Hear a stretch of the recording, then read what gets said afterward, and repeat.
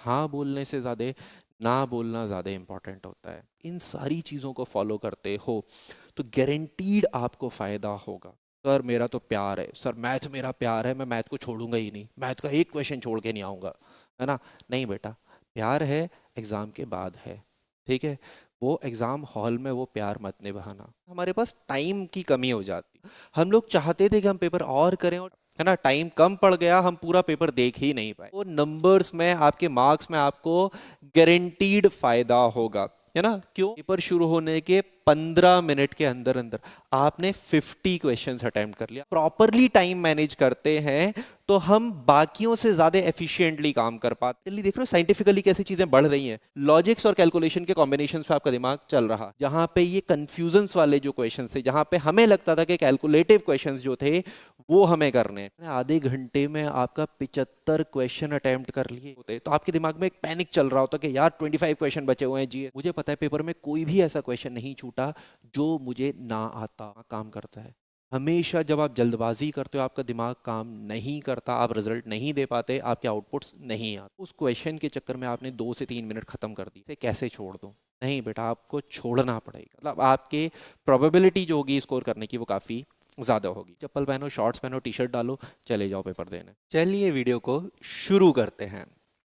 तो बेटा, एक जो आपका प्रॉब्लम बहुत सारे स्टूडेंट्स में रहती है, जो जनरली आप लोगों ने भी फेस करी होगी, कि जो स्टूडेंट्स आपका पहली या दूसरी बार एग्जाम अटेम्प्ट करते हैं, चाहे वो एसएससी का एग्जाम अटेम्प्ट कर रहे हो या कोई और एग्जाम आपका कॉम्पिटिटिव अटेम्प्ट कर रहे हो, तो उनमें जो एक इशू आता है वो आता है कि सर हमारे पास टाइम की कमी हो जाती है ना?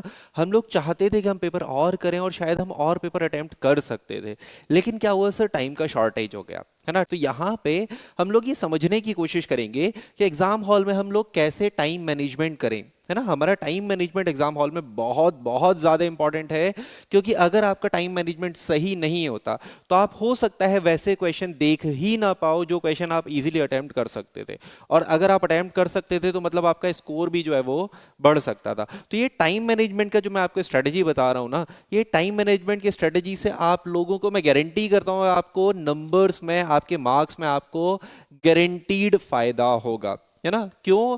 क्योंकि जब हम प्रॉपरली टाइम मैनेज करते हैं तो हम बाकियों से ज्यादा एफिशिएंटली काम कर पाते हैं, और जब हम ज्यादा एफिशिएंटली काम कर पाते हैं तो हम लोग जो है वो ज्यादा आउटपुट देते हैं, ठीक है? तो आपका जो बेस्ट पोटेंशियल हो सकता है, जिस पे आप स्कोर कर सकते हो, वो बेस्ट पोटेंशियल इस मैनेजमेंट स्ट्रेटजी से आपको समझ में आएगा, ठीक है? अब देखो यहाँ पे पहली या बेसिक चीज हम क्या समझने की कोशिश करते हैं।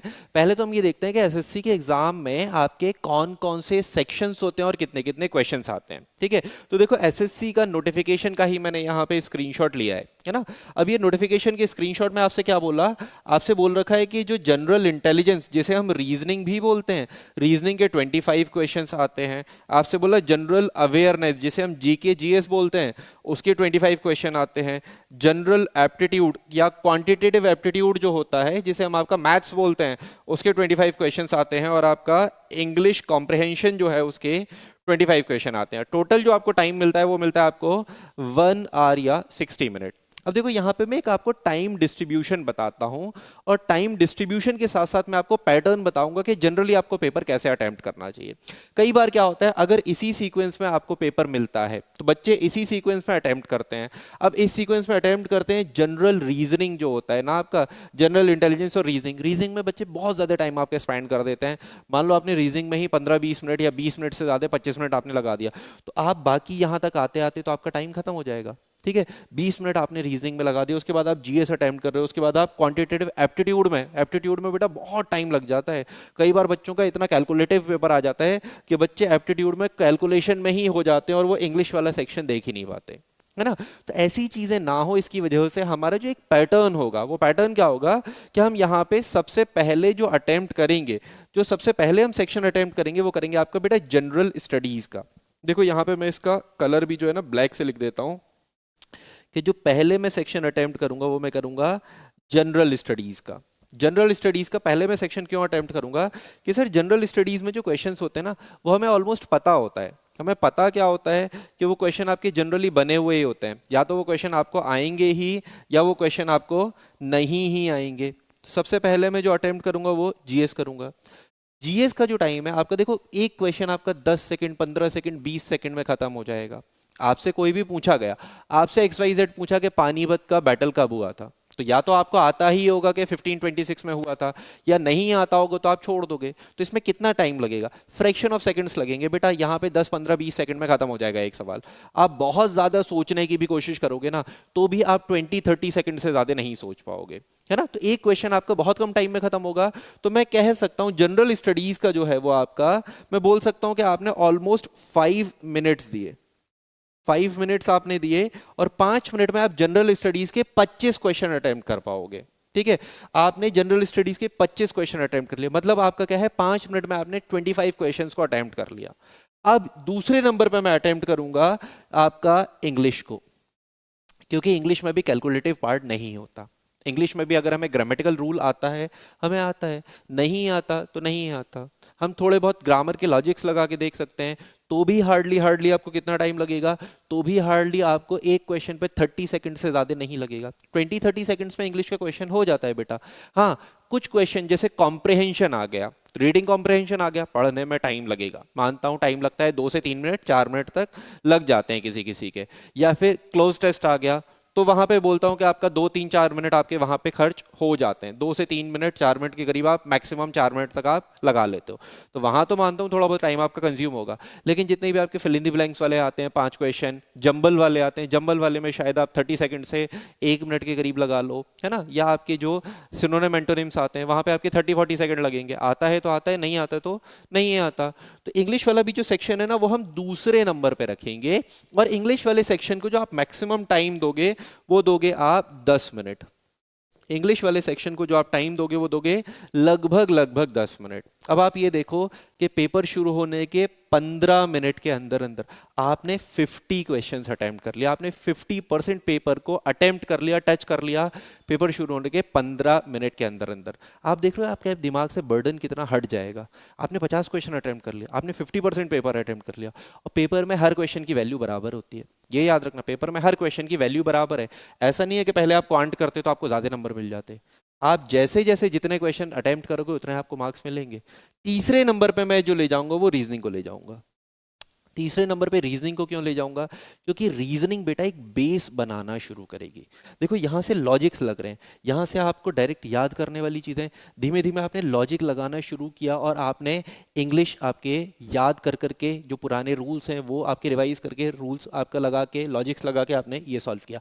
अब इस और को बढ़ाओगे, आपका मेंटली देख रहे हो साइंटिफिकली कैसी चीजें बढ़ रही हैं, तो अब आप यहाँ पे लॉजिक्स लगाओगे, लॉजिक्स लगाओगे और थोड़ा सा कैलकुलेशन करोगे। आपको पता है रीजनिंग में थोड़ा कैलकुलेटिव होता है, सुनो आपके रीजनिंग में वो आ जाते हैं, सीरीज आ जाती हैं, आपको कैलकुलेशंस करनी पड़ जाती हैं थोड़ी बहुत, या आपके एनालॉगी वगैरह आ जाती है, थोड़ी चीजें आपको लॉजिक से सोचनी पड़ जाती हैं, है ना। तो यहाँ पे डायरेक्शंस वाले साइन वो आ जाते हैं, तो आपको थोड़े से लॉजिक्स और थोड़ा कैलकुलेशन का पार्ट रहता है रीजनिंग में, ठीक है। तो अगर आप थर्ड नंबर पे रीजनिंग करते हो, देखो आपका कैलकुलेटिव वाला पार्ट शुरू हो गया, आपका दिमाग ये कैलकुलेशंस पे आ गया, लॉजिक्स और कैलकुलेशन के कॉम्बिनेशंस पे आपका दिमाग चल रहा है। तो यहाँ से हम लॉजिक्स पे आपके चल रहे थे, है ना, तो लॉजिक से कैलकुलेशन की तरफ जा रहा है, तो थर्ड नंबर पे आप क्या लगाओगे? रीजनिंग लगाओगे। मैक्सिमम टाइम जो आप रीजनिंग को दोगे वो दोगे बेटा 15 मिनट्स। 15 मिनट आप दोगे किसे? रीजनिंग को, ठीक है। 15 मिनट से ज्यादा मत देना। ये जो मैंने आपको टाइम बताया ना बेटा, ये टाइम क्रॉस मत करना, क्योंकि ये टाइम क्रॉस करते हो तो आपको दिक्कत होगी, ठीक है। उसके बाद अगर रीजनिंग के बाद मैं चौथे नंबर पे क्या लगाऊंगा? सर मैं लास्ट में लगाऊंगा क्वांटिटेटिव एप्टीट्यूड। अब देखो यहां पे मैं आपका क्या बोल रहा हूं, 5 और 15 20 और 30 मिनट, मतलब 30 मिनट में मैंने 75 क्वेश्चन अटेम्प्ट कर लिए। 30 मिनट में 75 क्वेश्चन अटेम्प्ट कर लिए, तो मेरे पे प्रेशर कितना कम हो गया कि अभी मेरे पास 30 मिनट बचा हुआ है, आधा घंटा बचा हुआ है, और सिर्फ मेरे पास क्वांट का सेक्शन बचा हुआ है। मतलब मेरे पास क्या है, आपका 30 मिनट में क्वांट के 25 क्वेश्चन मुझे लगाने हैं। और मैं यहाँ पे ये चीज भी मैं आपसे बोलूंगा कि यहाँ पे 30 की जगह आप 25 मिनट के अराउंड ही अज्यूम करना, 20 से 25 मिनट। वैसे जनरली मैं 20 मिनट बोलता हूं यहाँ पे, लेकिन फिर भी अगर कोई बच्चा वीक है या पेपर ज्यादा कैलकुलेटिव है तो आप 25 मिनट तक दे सकते हो क्वांट को। लास्ट में मैं 5 मिनट आपके क्यों बचा के रख रहा हूं?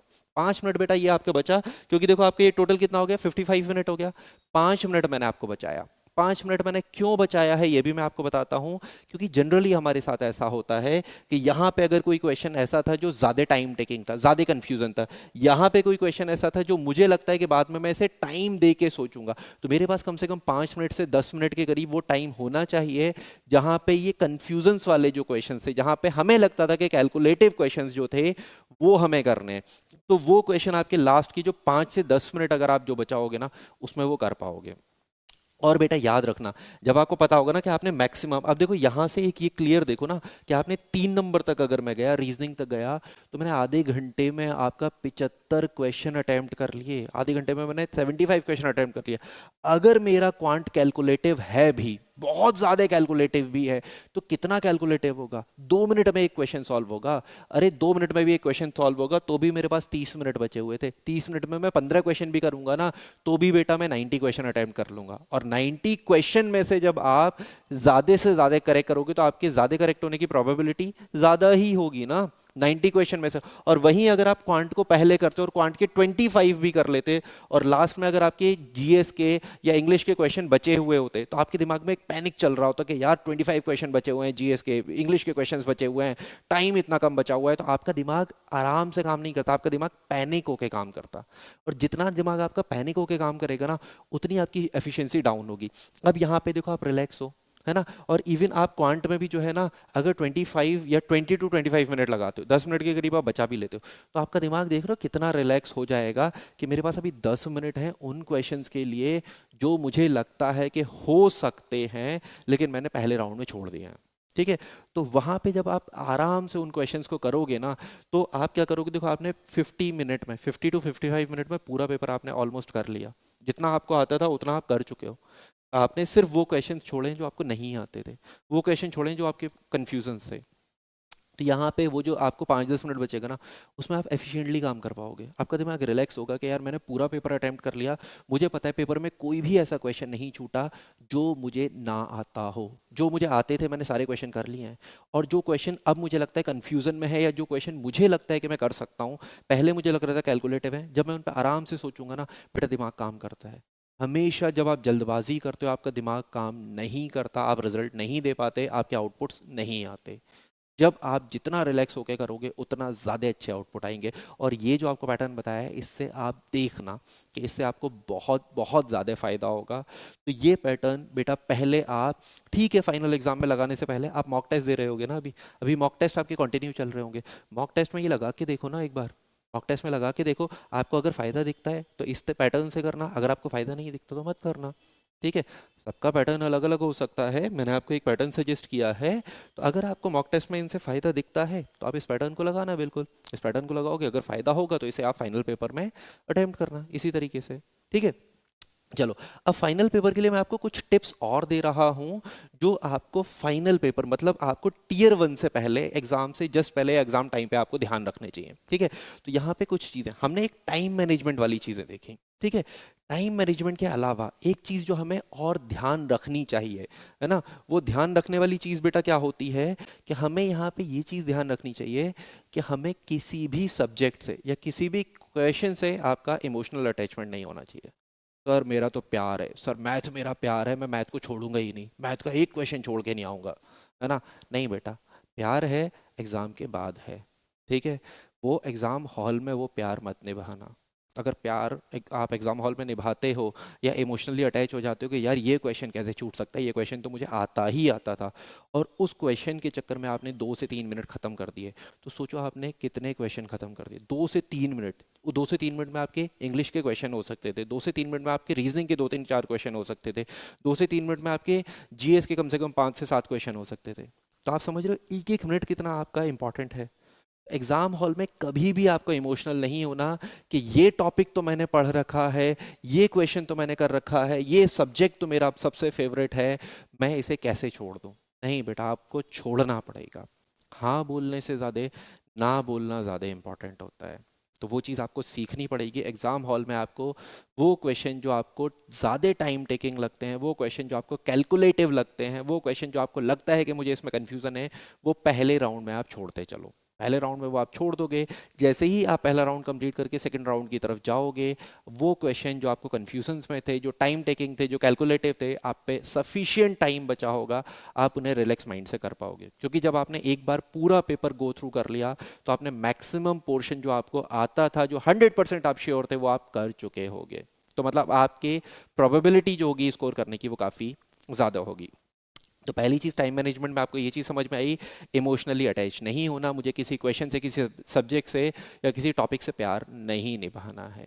तीसरी चीज़ जो आपको एग्ज़ाम हॉल में जाने से पहले याद रखना है, बेटा जो कपड़े पहन के जाओ ना, आप शॉर्ट्स पहन के चले जाओ, आप लोअर टी शर्ट पहन के चले जाओ, आप चप्पलों में चले जाओ। एसएससी आपने देखा होगा चेकिंग करता है ना, एसएससी चेकिंग करता है, तो आप वो चेकिंग वाली चीज़ें पहन के ही मत जाओ यार। नॉर्मल चप्पल पहनो, शॉर्ट्स पहनो, टी शर्ट डालो, चले जाओ पेपर देने।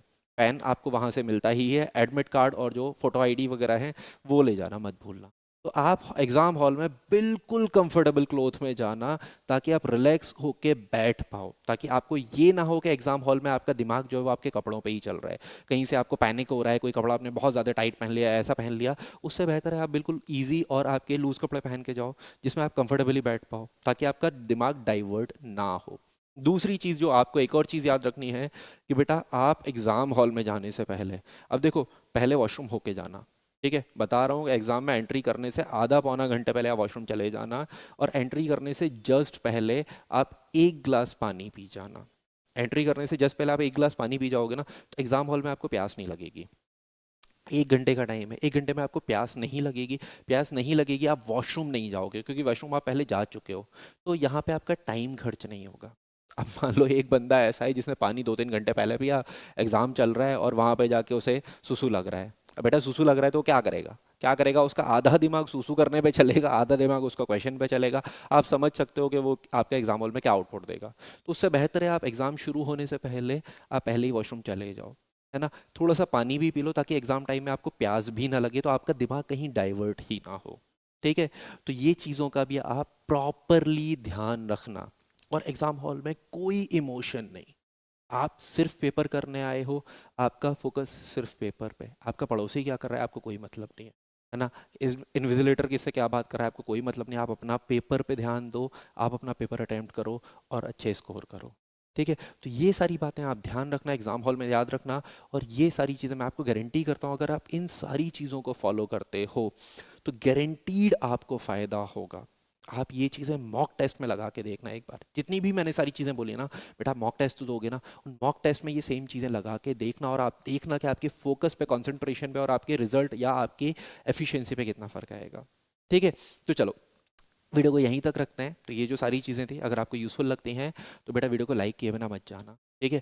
पहली बार चैनल पे आए हो तो चैनल को सब्सक्राइब ज़रूर करना, ऐसी ही और इन्फॉर्मेटिव वीडियोज़ आपको इस चैनल पे मिलेंगी, ठीक है। तो चलो मिलते हैं आपसे नेक्स्ट वीडियो में।